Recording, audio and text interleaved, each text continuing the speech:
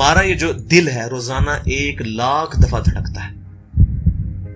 1,00,000 دفعہ ہر انسان کا دل دھڑکتا ہے, اور 1,00,000 دفعہ دھڑکنے سے 10,000 لیٹر خون ہماری شریانوں میں ٹریول کرتا ہے روزانہ. اور ہماری شریانیں جو ہیں, وینز جو ہیں, ان کو اگر جوڑا جائے تو 1,00,000 کلومیٹر بنتی ہیں. 2.5 چکر پوری زمین کے بن جائیں ہر انسان کی شریانیں اگر جوڑی جائیں. ان ساری شریانوں میں جو خون ٹریول کرتا ہے دل کے ذریعے, کیا یہ خود بخود ہو رہا ہے؟ پھر اس کے بعد اس چیز کے اوپر غور کریں کہ ہمارے جو گردے ہیں روزانہ 25 دفعہ ڈائلیسس کرتے ہیں. ایک ڈائلیسس کی قیمت مارکیٹ میں تقریباً 3,500-4,000 روپے ہے. 4,000 کو آپ 25 سے ضرب دیں, 1,00,000 روپے کا کام ہمارے گردے مفت روزانہ کر رہے ہیں بغیر کسی تکلیف کے.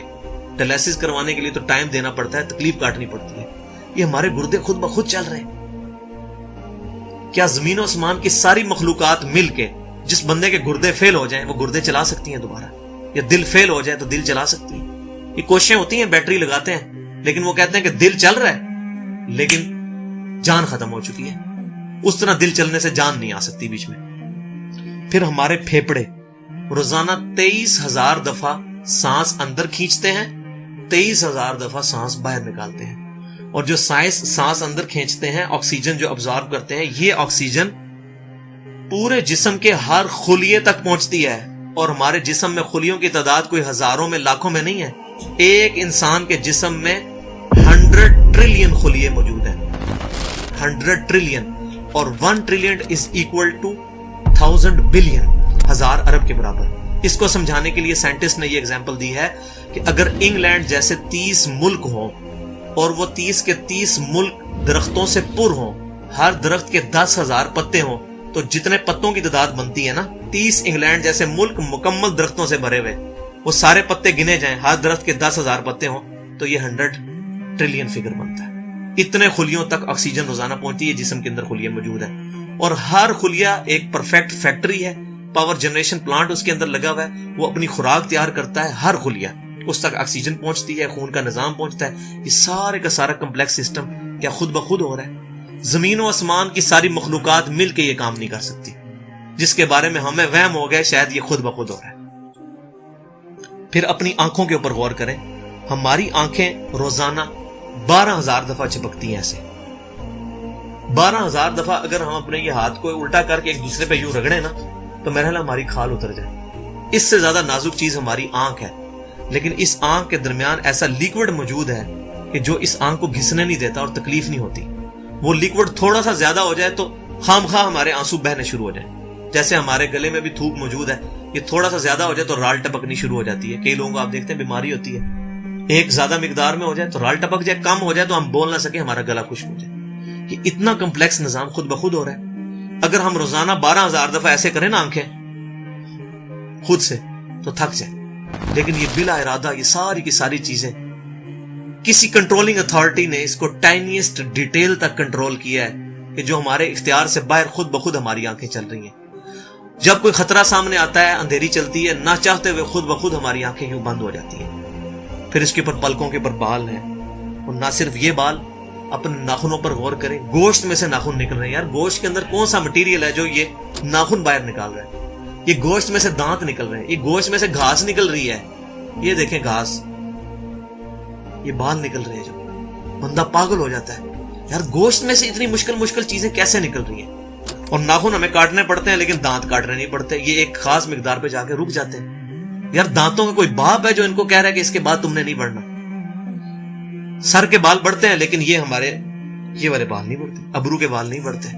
اس کو کون کنٹرول کر رہا ہے؟ یہ ساری کی ساری چیزیں کیا خود بخود ہو رہی ہیں؟ جو چیزیں بھائیوں کرنے سے نہیں ہو سکتی, انسان اپنی چیزیں خود کنٹرول نہیں کر سکتا, تو خود بخود وہ کیسے ہو رہی ہیں؟ اس سے بڑی تو بیوقوفی اور کوئی چیز نہیں.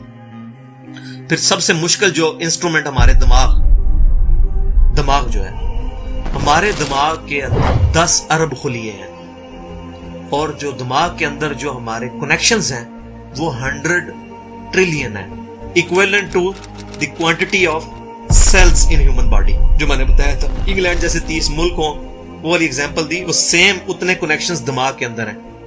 ہمارے دماغ کے اندر 1 منٹ کے اندر 10 لاکھ چین ریئیکشنز ہوتے ہیں جن کی وجہ سے دماغ کام کرتا ہے.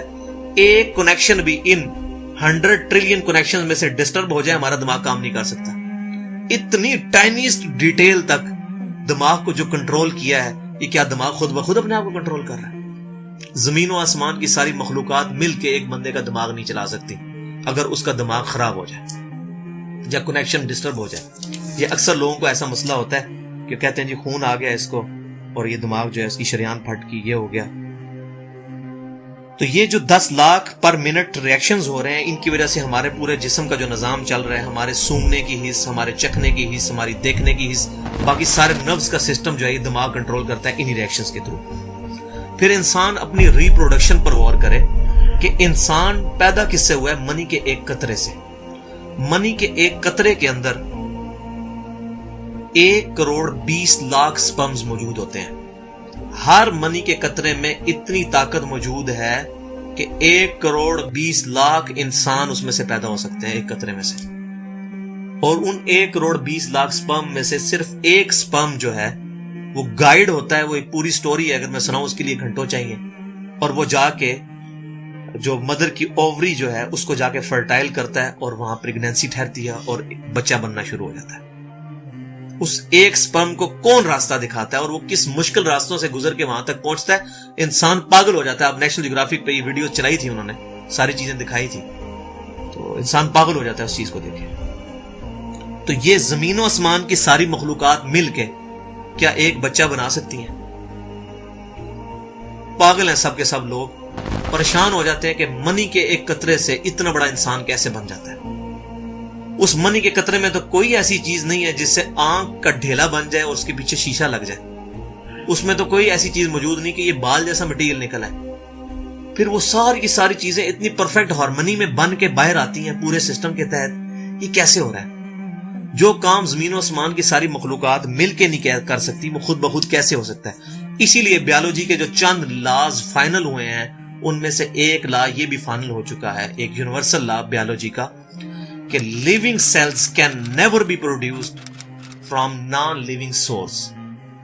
زندہ جو خلیے ہیں, زندہ چیز کبھی بھی مردہ چیز سے نہیں بنائی جا سکتی. زندہ چیز سے ہی بنے گی, زندگی میں سے ہی زندگی بن سکتی ہے. اب خون, دنیا کے سارے کیمیکلز جوڑ لیے جائیں, خون نہیں بن سکتا. زندہ بندے کا خون ہی اس دوسرے بندے کو لگتا ہے. کیوں؟ کہ لیونگ سیلز ہے. تو یہ بایولوجی کا لا جو ہے یہ فائنل ہو چکا ہے.